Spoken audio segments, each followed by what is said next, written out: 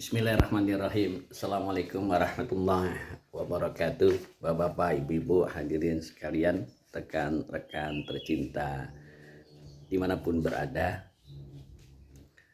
Kita tahu bahwasanya kita hidup di alam dunia ini bukan maunya kita, ya. Karena apa? Karena kita nggak bisa memilih siapa orang tua kita dan kita hidup di mana, itu kita tidak bisa menentukan. Karena kita hidup di alam dunia ini adalah atas kemauan dan izin maupun kehendak Allah Subhanahu wa ta'ala. Karena Allah yang menghendaki kita hidup di alam dunia ini, tentunya Allah punya maksud, Allah punya tujuan kita hidup di alam dunia ini. Artinya bukan sembarang Allah ciptain kita terus begitu-gitu aja, enggak ya, atau sia-sia, tidak. Tapi Allah pasti menciptakan hamba-hambanya, makhluknya itu pasti punya tujuan. Nah, kalau kita tanya tujuan, ya tentunya kita tanya kepada Allah, ya, bukan tanya kepada pimpinan kita, bukan kepada rekan kita, bukan kepada keluarga kita, bukan kepada teman-teman kita, tapi kita tanya kepada Allah yang memang menciptakan kita, ya, mengizinkan kita hidup di buminya ini. Dan ketika kita bertanya kepada Allah, maka kita wajib melihatnya di dalam Al-Quran, karena Al-Quran itu adalah kalamullah, ya. Lalu di Al-Quran itu Allah memberikan petunjuk-petunjuknya kepada manusia, mana yang layak dan pantas untuk dilakukan, mana yang benar-benar harus ditinggalkan.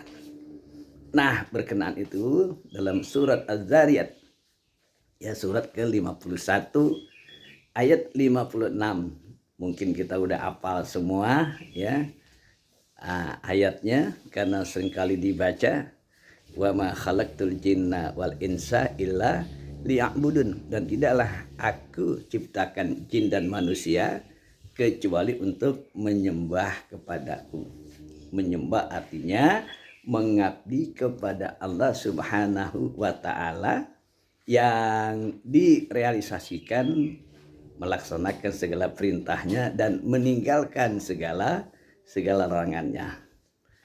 Jadi tujuan pokok kita hidup di alam dunia ini, yaitu melaksanakan tugas dari Allah, adalah beribadah. Berkenaan dengan itulah kemudian Allah memberikan pembekalan kepada kita, ya.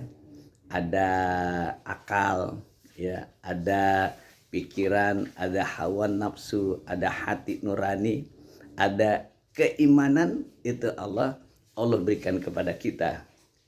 Kemudian dilengkapi dengan anatomi tubuh, ya, tubuh kita ini, ya, pemberian daripada Allah Subhanahu wa ta'ala, dengan akal pikiran, dengan iman, kemudian dengan tubuh kita, itulah kemudian kita melaksanakan tugas sehari-hari, ya, bisa bekerja, berdagang, dan lain-lain sebagainya, dalam rangka kita menyambung hidup dan kehidupan kita di alam dunia. Dan ini diperintahkan oleh Allah, kita berusaha, jangan selalu kita menjadi beban, ya, bagi orang lain, karena yang memberi itu akan jauh lebih mulia di sisi Allah ketimbang yang menerima.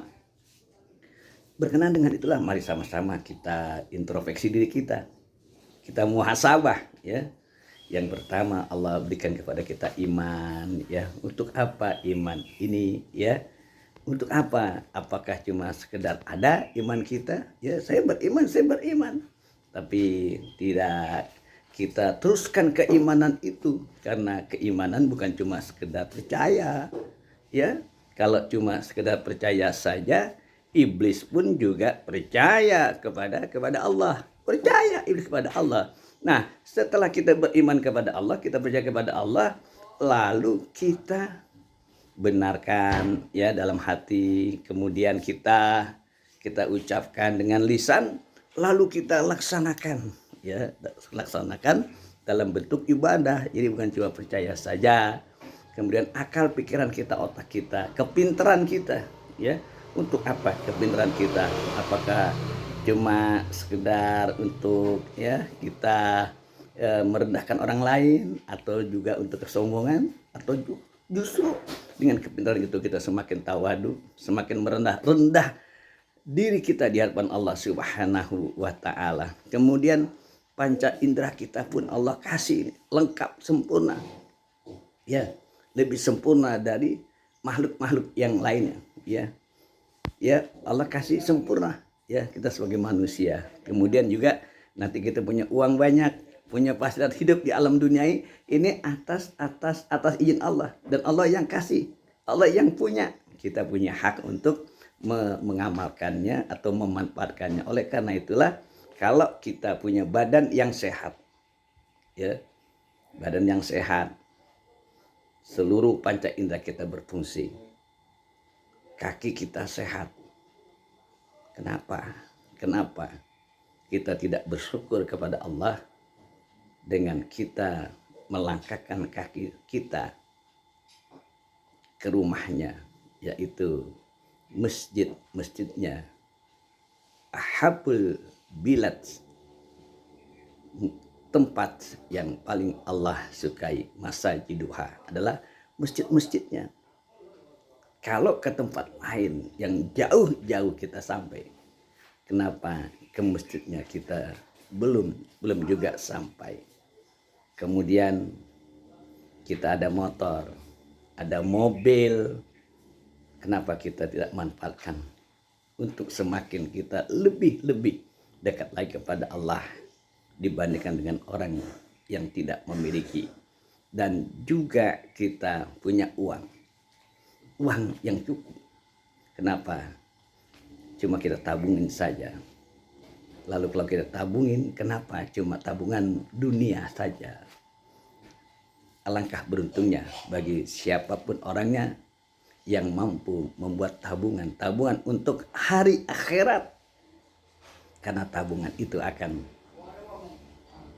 menolong kita nanti di hadapan Allah pada hari kiamat. Kalau tabungan dunia, suka atau tidak suka, sebanyak apapun juga dia akan hilang begitu saja, atau dia akan menjadi waris kepada anak-anak dan cucu-cucu kita. Nah, hadirin sekalian, mari sama-sama ya kita pertanyakan kepada diri kita, bahkan kita minta sama Allah agar diberikan umur panjang, diberikan harta yang banyak, diberikan kesehatan. Itu selalu kita mohon kepada Allah. Tapi pertanyaannya, untuk apa? Untuk apa kita minta kepada Allah kalau di balik itu tidak semakin mendekatkan diri kita kepada Allah?